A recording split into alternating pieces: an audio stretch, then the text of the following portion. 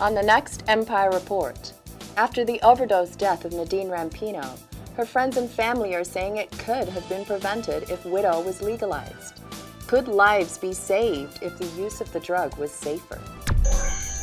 New allegations emerged today during the equivalency score-fixing trial on Lowe. Testimony from former Imperial Department of Education worker Arthur Benio implies that the corruption may be even deeper than previously thought. We look at how many other systems could be involved. Zero-G Yoga. Will Tara's new fitness trend be good for your back or potentially break it?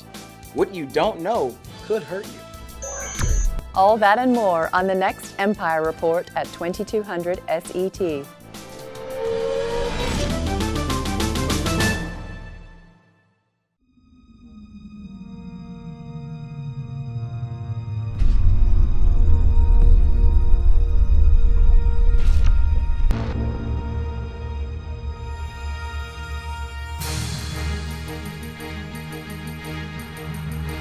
Welcome to episode 57 of Around the Verse. I'm Sandy Gardner. And I'm Ben Lesnick, 57, just like the catch-up. Oh boy. All right. Sandy is back from the UK. I don't think that was meant to be for me. I think it's probably my line, but you let's go with it. Yes, I am back from the UK. It was a lot of fun. We did a lot of hard work setting up CitizenCon, and of course we did some more performance capture work for Squadron 42. It was very, why don't you tell this story? Holy moly. Yes, I went to the CitizenCon venue. We have been doing the tech setup, the seating plan. As you know, there is a Concord in there, which is very cool. So quite a few of you will be able to go inside that and visit it. For those of you who are coming, we are a full event. So if perchance that you can't make it and you already have a ticket, please let us know, as we are very full. After Gamescom, I went to London and Manchester, and in London we were doing some motion capture and some pickups there, which was pretty exciting. I shared a little bit on my Facebook page, but we can't really talk about it. And now you're back to Star Citizen Marketing here in Santa Monica, and you're looking for some help. Is that? I wouldn't call it boring by any means. I have just done a forecast for the next 18 months of a marketing plan, so I need help. So it's a little different from other marketing jobs because I wear quite a few hats. So if you're out there and you enjoy events, merchandise, the CS is also involved in it, marketing, branding, all the traditional marketing aspects. And obviously we're very front-facing, we're involved in the community a lot, so it's quite the exciting job, I would say. And Chris Roberts is also back. He spent some time working on the performance capture and came back to the US only to do a presentation at Intel about one of their new hard drives they're launching. Here is a little trailer we put together for that.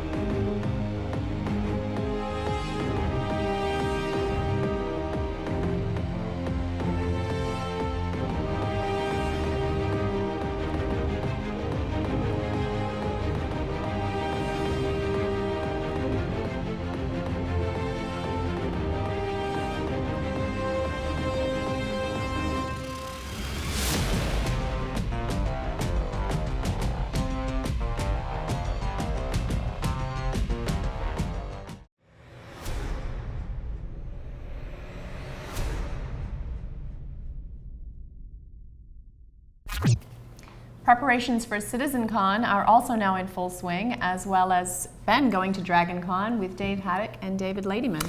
Yes, I will be doing a Star Citizen Q&A on Saturday during the con. That's Saturday of Labor Day weekend in about 2 weeks. And I'll be on a couple of their panels Sunday, talking about community management, game design, all that fun stuff. And have you tested the Merlin yet? I have. Of course, I got one with my Constellation long ago, and it's been great to fly it around. And now everyone else can test it as well. Through Monday, all existing backers can fly with the Merlin in Arena Commander. It's a fun, fast little ship and worth testing out. And the Gamescom free flight is also happening until the 24th, the Monday. Yes, this is a great opportunity for folks to bring their friends into Star Citizen. Anyone out there can register for a free account. They can test out the game. They can see Arena Commander, fly a couple of ships, and kind of get a better understanding of what we're doing here. Like Chris said, bring your friends, your family, your pets. We have thousands of new backers from the Gamescom promotion, so welcome everybody, and thank you to all the volunteers again who helped us out on the show floor, because it was so busy. It was like 10 people deep, 6 people wide. We had a very small booth, but welcome to all you new backers. It was so cool meeting all the people at the event around Cologne. I randomly went to dinner one night and got seated next to a couple of Star Citizen fans.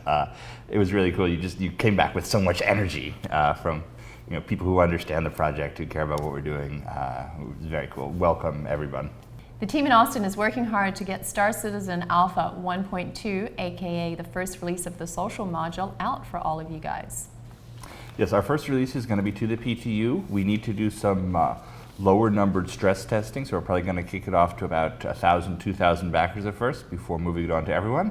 We'll be announcing details of that as it happens, which should be in the not too distant future. Now let's go to our studios around the company for news from around the verse.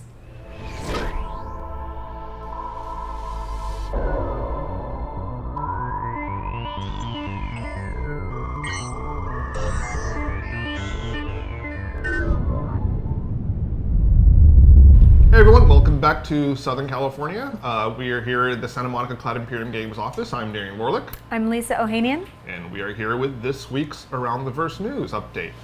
So post Gamescom, we've been having a series of post-mortem meetings with the production staff, design engineering on a global level, trying to find out what we can do for CitizenCon, what processes we want to improve. And that's also led to a series of what technologies we want to implement and stabilize for our CitizenCon demo and Arena Commander 2.0. So that's what we've got for the design and engineering side. On the art side, well actually let me start with this, take a step back. So we have been doing a lot of work on our ship schedule, not just for art but for all disciplines. Between here we've been working with the UK to make sure that everything is syncing up with what they're doing over on their side. And that's hopefully going to predict more or less what next ships we're going to be doing over the next year. We also have been factoring components into that, so we should have a better idea of what components we'll be able to deliver by the end of the year in the coming weeks. Artist-wise, we've had a lot of people since Gamescom just taking a week or two, focusing on fixing a lot of bugs that have just been existing around the game in general. So in your hangar in Arena Commander, you should be seeing a lot more of those fixes coming in. We also have some people working on the Herald. It's looking pretty good. Oh, one more thing. We've got Calyx doing his magic on our balance pass, making sure that we're integrating all the feedback from our player input, making sure that everything's getting tweaked to perfection like we do every other patch. Yeah. I think that's it from me. It is? Yeah. Thanks guys, I'm Darian Warlick. I'm still Lisa Ohanian. Still. Bye.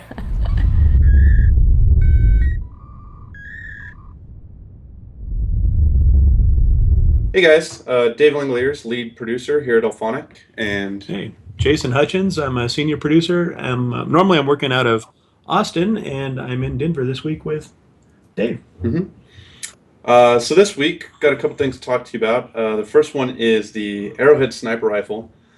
So multiple tweaks and small changes and new features going on with that weapon. So one is we're adjusting the recoil. It's bouncing up way too much when you're aiming down sight, so we're kind of dialing that in. The charging mechanic is also going through some changes. We're adding an overheat stage to it, so that if you charge too long, it will start shaking and kind of wigging out on you and then eventually overheat, which will disable the weapon for a small amount of time, but the closer you get to that overheat point, the more damage you'll be able to deal with the weapon. I've also been making small changes to the scope, some of the actual texture work that's on the scope itself, and the last change we've been adding to it is a variable zoom back in, so that when you scroll the mouse wheel, you'll be able to toggle between a couple different zoom levels depending on what your range is. And we're here with Todd Pappy, the first-person shooter's design director. He was here last week as well, working on the cover system. That work's continuing. This week we finished up doing the hip fire peek out. So if you're like in cover and you're peeking out around a corner, you can hit a key to step out and take a shot from the hip. Another thing we've been working on is just various gadget place issues. So we're working on the new rig right now, and coming along with that, we've had some issues with gadgets getting stuck in players' hands or getting stuck in walls, getting stuck in stairs, just a host of like edge cases. So we've been working through those issues to make sure the gadgets are always getting placed down properly every time you click that action button. My favorite one was when the shield got attached to the torso. Like this was awesome. Shield's the upper half of your body. That's yeah, splash guard. Let's see, and then with the new rig for the skeleton, we are also reparenting the weapon to the hand. Previously, it was closer to the spine on the new rig, and this is going to help us. The new rig is going to help us with ragdoll and any kind of hit reaction animations that we're doing as well. So we're excited about seeing that coming online. Yeah, what we had before when it was parented to the spine was the hit reaction animations would play, but the weapon would stay frozen in space because it wasn't attached to the hand instead of the spine. So it looked very, very goofy. But yeah, that's getting fixed up now as well. I think that's all we have for you guys this week. Thanks again. Bye.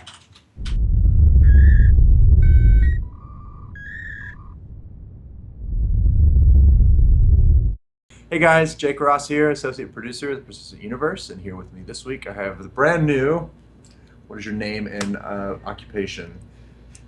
Hi. So my name is Ali Seyfouri, and my occupation is a technical artist and a tool engineer. So Yeah, Ali joins us from Orlando, Florida, right? Yep. Yeah, so new to Texas and new to the Texas heat, although it's pretty hot down there in Orlando. oh too, yeah, huh? it is, but here is hotter, believe me. Yeah. So yeah, we're gonna give you a little update on the Persistent Universe. So this week we have our animation team starting on a specific custom bespoke skeleton for a character in Squadron 42 who shall go unmentioned at this present time. But all that to say, we're starting on kind of these new custom skeletons for each of our hero characters in Squadron 42. So there'll be different sizes, and we'll get a little bit more proportionate to the people that played those characters. So it'll be like they'll be the actual sizes of those people. So that's pretty cool. We're also starting kickoff on our next planet-side landing zone, which will be Microtech. Also in the Stanton system, so it'll join ArcCorp in that regard. So yeah, we're going to be working on that here pretty soon. So look for some concepts and design work there. I'm going to pass it off to Ali. Ali, tell us a little bit about yourself and what your near-term focus is going to be. Sure. So about my background, so I have been in visual effects since 1998. I started as a self-taught artist, and actually my background was in physics, but then I went to Malaysia. I got my bachelor's in animation, and I was working there for a while as a visual effects supervisor, and then I came here with a student visa actually to the United States, and I studied visual effects. I got my master's degree from SCAD, and after that I started directly, just right after that I started working with EA Sports as a technical artist, and my focus over there was procedural tool creation for artists. And for a short period of time I was working for an architectural visualization company which were using real-time technology to implement all the what is it called, like architectural aspects for luxury hotels and everything for the users. And right after that I came here. So I'm here as a technical artist and tool engineer, as my title says. We're kind of between artists and the engineers, so that we can facilitate the art pipeline, and we create tools for artists so that they can create their assets easier, they can access to the engine easier. So mainly my focus would be on Python and C++ for CryEngine. So that's the background. Cool. And then what's your current task that you're working on right this second? Right now I'm creating a selection filter so that the users can just filter the selections based on what they need, the object type, for example, if it is a light, based on their field of view, based on their radius, or it's just a ongoing task, because later on we're going to add to it more and more. Cool. Yeah. Awesome. All right, guys. Well, that's Allie for you, and we'll see you next time. Thanks. Bye.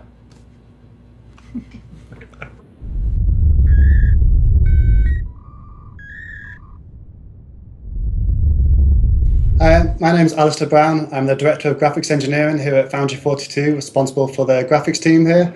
And I'm just here to talk to you today about some of the work we've been doing for the recent Gamescom demo and the next release of Arena Commander. So we worked on 3 main features for the Gamescom demo. The first one was the quantum drive. So our VFX artists did a lot of great work trying to really sell the speed of the quantum drive, but we needed a little bit of bespoke tech to really make it shine, and one of them was the blur effect, which you probably saw on the demo. It's particularly noticeable when you slow down as you approach the asteroid field, and we had a bespoke shader written for that, so we really got the sense of speed.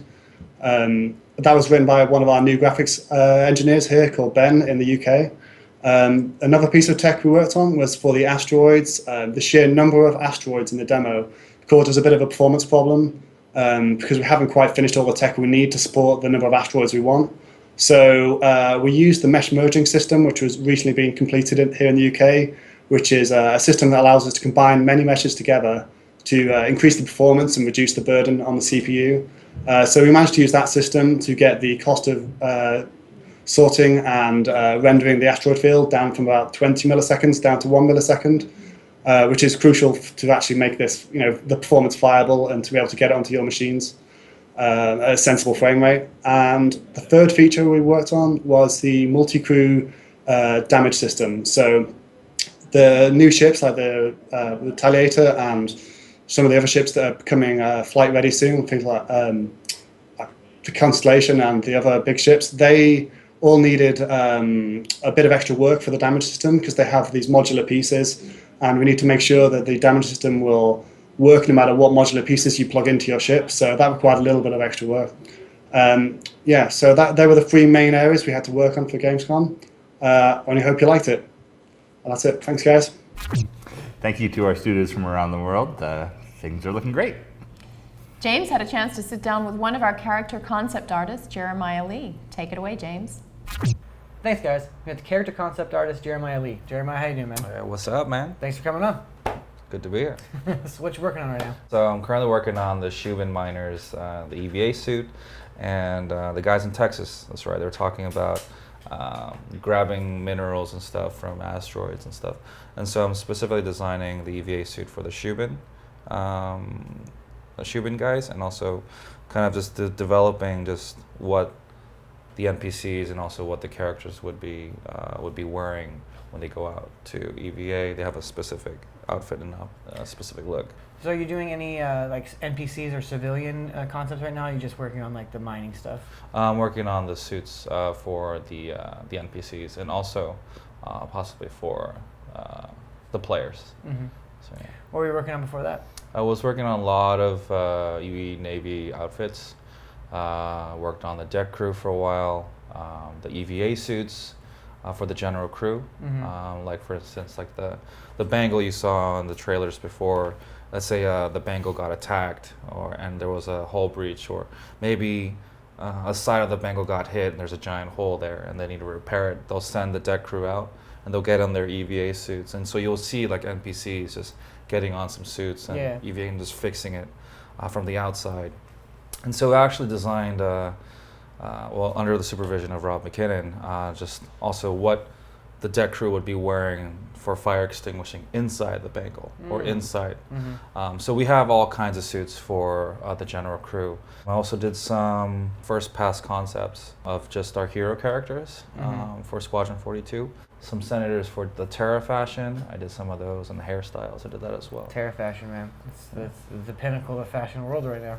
It's not Terra bad. That was terrible. That was bad. That was terrible, dude. Oh, we gotta cut that. No, it's staying in.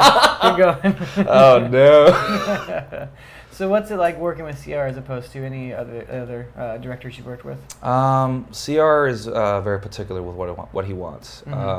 He's got a specific vision for especially when it comes to characters, since he's worked with, since he did all the Wing Commanders and also a lot of films. He has this vision in his head of this is what I want this character to look like. Yeah. And so it's a bit easier for us to kind of hone it to what he wants. But he's sometimes, you know, very lenient on, is that the right word? Lenient? Lenient? Yeah. Right. Yeah, it is. Some like the peripheral, like NPCs and stuff. He's not right, as right, hardcore. right. So anything that's based on, especially Squadron 42, he's very particular what he wants. Mm-hmm. But when it's just like, you know, like some med pack that you put on, he'll be like, that looks cool, or he'll be like, I don't take it. Yeah. But then he's a little more hands-on. yeah. But there are some things where he just kind of lets the artists do their thing.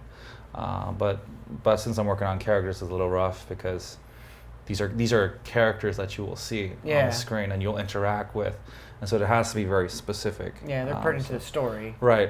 And your experience in general. Right. All right, so what do you really want to be working on? Like, what do you want to work on next? I really want to work on the Xi'an. The Xi'an? Yeah. Why? What is it about them that interests you so much? It's just, first of all, they're aliens. Aliens are always cool. Aliens are cool, dude. Right, they are awesome. Yeah. And number two is because they kind of remind me of the Solarians from Mass Effect, but a little bit more on the military style. But they have that elegance to them, right? Yeah. Which I really dig. So I really want to work on it, but would it be fun to like now make the Xi'an capital fashion? Is that what you're all about next? I'm so down. But it really depends on my production designer, so I'm at his mercy. All right, man. Well, again, thank you so much for coming on. Thank you. The blast. Your art's looking great. I'm glad we get to share some with you guys. Back to you guys. Speaking of which, let's check in with Omar Aweidah and see how our characters are looking. Hey, I'm Omar Aweidah. I'm concept artist over here at Cloud Imperium Games. And currently, for the past couple months, I've been working on helmets. Generally, what we do is we get a concept art or like a quick drawing or something like that from either Rob McKinnon, Kelton, or Jeremiah Lee, who I believe you saw earlier in the episode. And when that happens, the 3D concept art can kind of move a little faster. So I'll kind of give you one example of something that we would get. We would kind of get a sketch like this from Jeremiah Lee, and then the end product from me would be something like this. I just want to get Jeremiah under the bus. Okay, well, starting off, so me and Gurmuk use Maya, and the first thing I'll start to do is start to build general shape either out of ZBrush or Maya and make sure that we get it onto our base male character so that, as you can see here, the helmet actually fits into the head of our character. So we try to make sure that even when it's our concept art, when we give it to the modelers, they have the proper scale and reference for the helmets, and we try to keep our topology pretty clean. And then once we get a design that we like or is approved by Rob or who's ever in charge of the concepts, right now it's Rob McKinnon, who's our production designer, and he's the one doing all the designs for the costumes. Once they like the general shape, what we'll do is we'll bring it into this program called Keyshot, and then right before I do that, I'll make sure that all the materials are called out. So each color represents a separate material. And when we do this, it just helps me understand what is what. Like, I know this is going to be painted metal. I know this is going to be glass with a HUD on it. These are going to be steel. The colors here don't actually mean anything. It's just the fact that there's a separate material. So here is what it would come into. This is a different helmet. This is our EVA helmet. And when we were designing this one, the objective was to have a much less obstructed view.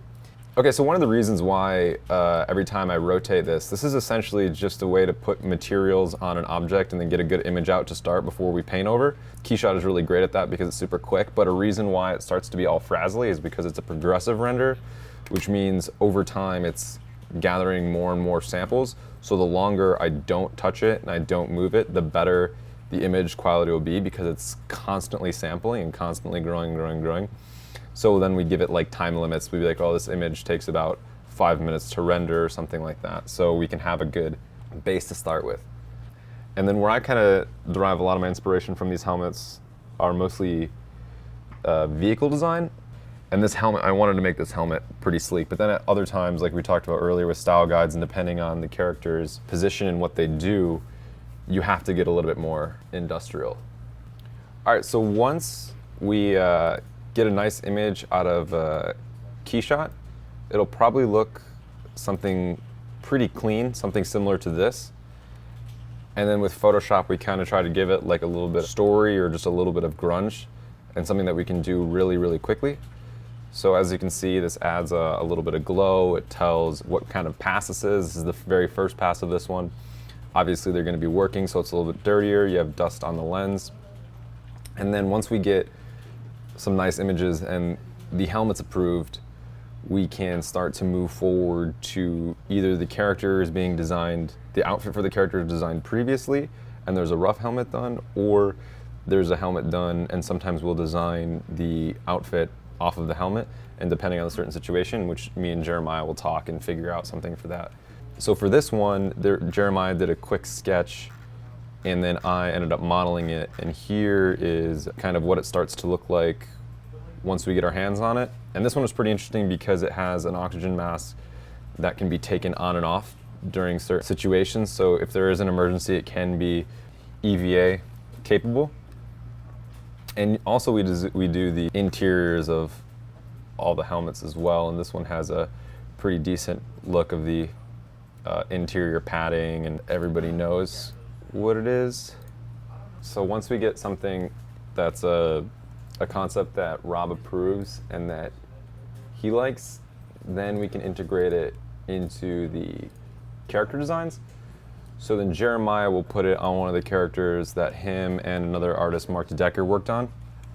So you can see what it looks like, or what it may look like in game. So since a lot of these are 3D models, they're pretty accurate to what we'll end up seeing or what our end goal is. So Jeremiah does a really great job of kind of pulling it all together with call outs of the types of fabrics, which also help the monitor. And he'll take my helmet and snapshot it from different angles, so that he can kind of Photoshop it right in there. It ends up looking pretty cool, and you have a fully fleshed out concept all the way from the interior of the helmet to the outfit to the clothes underneath the outfit to what their function is. And obviously, you know, the deck crew is yellow, but it can be a bunch of different colors. And also the lights will glow and blink in different types of patterns and stuff like that, depending on what they're doing or the operation that they're actually taking that moment. Thanks a lot, guys, for listening. I hope it was informative for you to kind of see my process for doing helmets and how we are kind of moving forward things in CIG and the level of fidelity that we try to achieve, and of course the immersion of the game. So thanks a lot for watching, and hope you guys enjoyed. See ya. Thank you, Omar. Those are looking slick. You can tell that James Pugh wrote my dialogue for this. Lisa returns. Take it away, Ship Shape.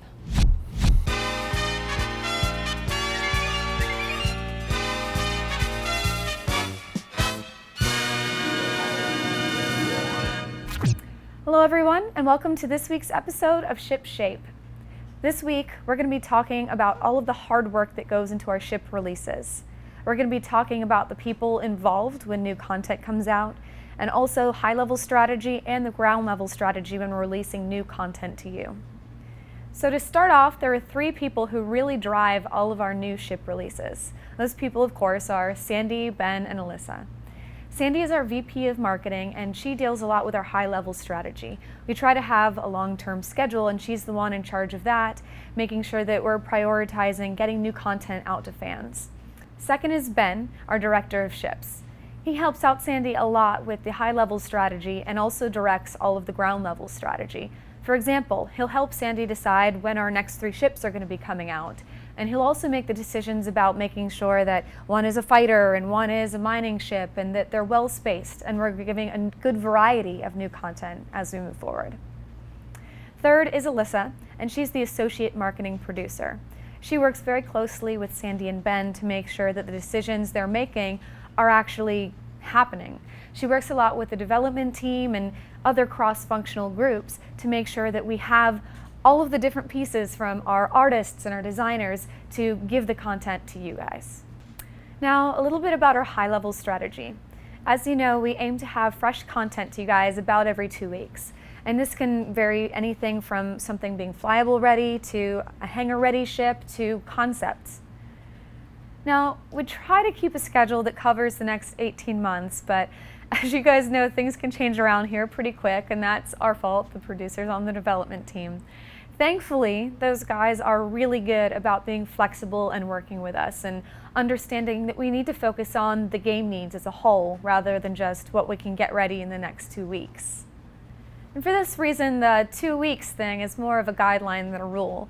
For example, sometimes we'll have content ready sooner than normal, more often a little bit later than normal, or we'll have an event coming up and we'll know we'll want to hold on to something for a week to make a bigger deal out of it when we know people are going to be watching and excited already. Now let's take a look at how we prepare for ship releases on the ground level. I have here for you guys an image of a template that we use for our concept releases. You'll see that for every ship, of course, we're going to need beauty shots showing it in a unique situation.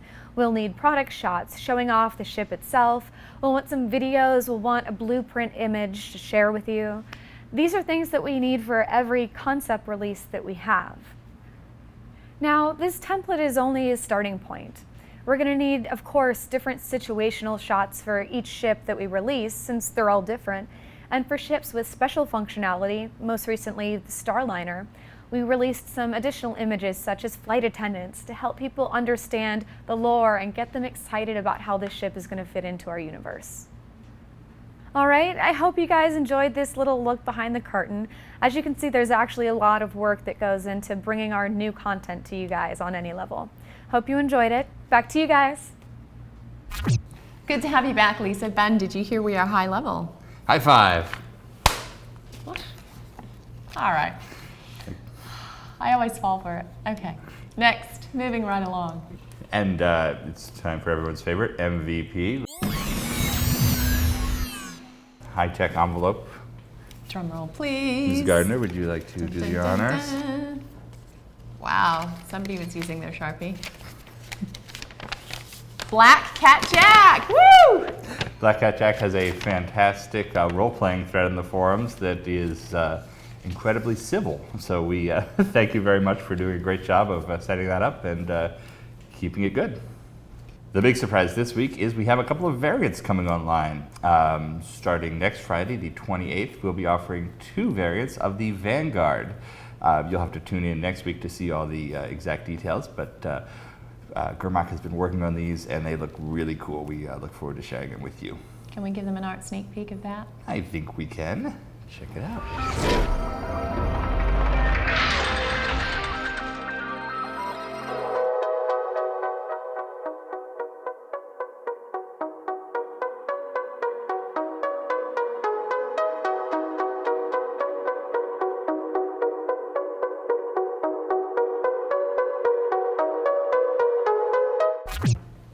Be sure to tune in to Reverse the Verse tomorrow at 11 a.m. Pacific on Twitch.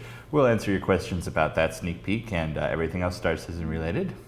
But I will say that one of the most frequent questions we get on Reverse the Verse is, where is my ship? What's the status of the Caterpillar? What are you working on the Idris? How far along is the Avenger? We have created a forum thread. It's in the announcements area of the general chat that lists the status of every single ship.